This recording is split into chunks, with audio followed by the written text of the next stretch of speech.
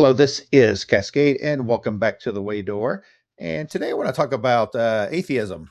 I usually use this site to talk about theism, but today I want to talk about the five miracles of atheism. One of the knocks on Christianity is that a lot of it is built on miracles. In fact, if you don't believe the miracle of the resurrection of Jesus, then there is no such thing as Christianity. And Paul says exactly that in First Corinthians.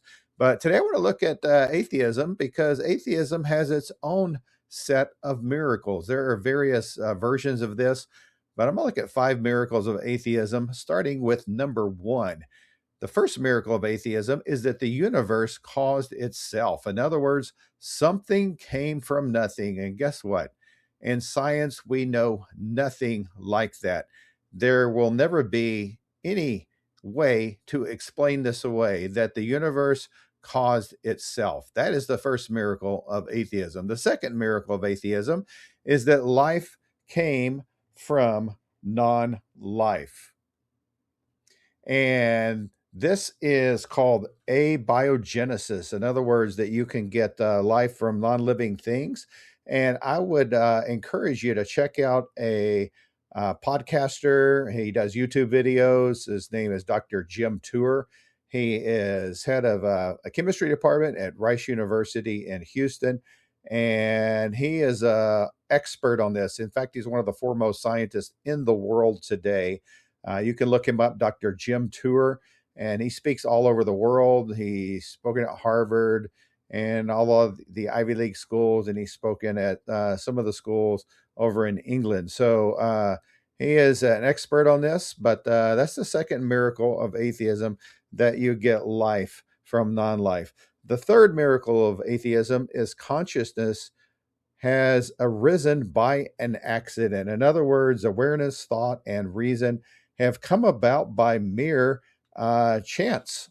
And here's what C.S. Lewis had to say about that in Mere Christianity. I'm just going to read a portion of this right here, but listen to what C.S. Lewis has to say about this idea. It's kind of a lengthy thing. It appears in Mere Christianity. So Lewis says this: suppose there is no intelligence behind the universe, no creative mind. In that case, nobody designed my brain for the purpose of thinking. It is merely that when the atoms inside my skull happen for physical or chemical reasons to arrange themselves in a certain way, this gives me as a byproduct the sensation I call thought. But if so, how can I trust my own thinking to be true? It is like upsetting a milk jug and hoping that the way it splashes itself will give you a map of London. But if I can't trust my own thinking, of course I can't trust the arguments leading to atheism, and therefore I have no reason to be an atheist or anything else. Unless I believe in God, I cannot believe in thought. So I can never use thought to disbelieve God. So that's what Lewis had to say on the third miracle of atheism, which is consciousness leading or appearing by accident alone. The fourth miracle of atheism is the fine-tuning of the universe. The universe is so finely tuned, the parameters of life to come into existence are undescribable. We have to be in exactly the right kind of galaxy. We have to be in the right position in the galaxy. We have to have the right type of galaxy. We have to have the right type of planet. We have to be the right distance from the planet. We have to have the right kind of sun in order for life to exist. So everything in the universe is so finely tuned that even given the scientists' estimate of the age of the universe, around 14, 15 billion years old, I would say the mathematical odds of the universe happening by chance are impossible.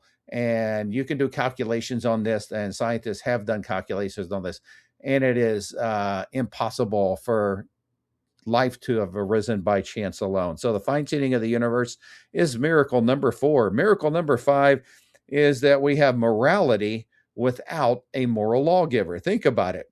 If we can agree that there are moral laws, and everywhere you go in the world, there's laws, and we have certain laws that people would universally pretty much agree on, like rape and torturing innocent babies for sport. I mean, all people would see that as being wrong. But why is that wrong if there is no moral lawgiver? So the five miracles of atheism, again, is the universe caused itself. Number two, life from non-life. Number three, consciousness arose by accident. Number four, the fine-tuning of the universe. And number five, morality without a moral lawgiver. Richard Dawkins, a famous atheist, wrote The Blind Watchmaker, and this is what he had to say in the past. I believe this was in the preface of the book. Kind of interesting here. Biology is the study of complicated things that give the appearance of having been designed for a purpose. Why would he say something like that and jump to the conclusion that there is no God? That sounds like a serious God of the science gaps to me, which is a bigger leap than what atheists claim Christians make in the God of the gaps leap. So I want to look at a couple of verses here and then maybe give you some apologists that I really like to check out on YouTube. They have various sites, but the first passage I want to read to you occurs in the Old Testament in Psalm chapter 19. It's rather lengthy. I'm just going to read the first. It's really good to read the first four verses, but I'm just going to read the first verse here. And this is what David had to say, being inspired by God. He said this: "The heavens proclaim the glory of God, the skies display his craftsmanship." And that is from Psalm chapter 19, verse 1. It goes on to say, "Day after day they continue to speak, night after night they make him known. They speak without a sound or word, their voice is never heard, yet their message has gone out through all the earth, and their words to all the world." So in other words, what David is saying is that God can be known by the creation. We can see design, and design demands a designer.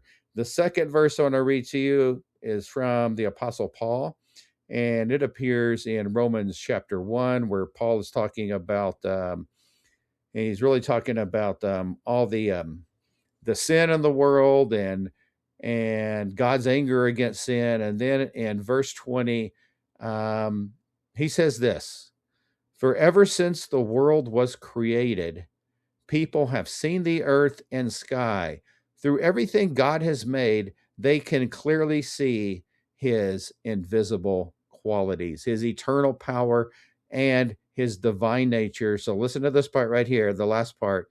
"So they have no excuse for not knowing God." So in other words, what Paul is saying is that the universe itself gives us all the evidence that we need that God exists, so that no one will be able to say to God someday, "You didn't give me enough evidence." It says here in Romans chapter 1 that people will be without excuse. They can know that God exists. So there are five miracles of atheism I just gave you. There are other versions of this. And right now, when I go through some of my favorite apologists that I like to tune into on YouTube, they have different sites, different YouTube channels. The first is Dr. William Lane Craig, is one of the foremost philosophers in the world, and really good on scientific apologetics. The second one is Dr. John Lennox, who is a math professor and apologist from Oxford University. The third is Lee Strobel, who at one time was an atheist trying to disprove God, and he came to believe in God. He's written several great books. Probably the most famous one is having to do with the resurrection of Jesus. The Case for Christ is what it's called.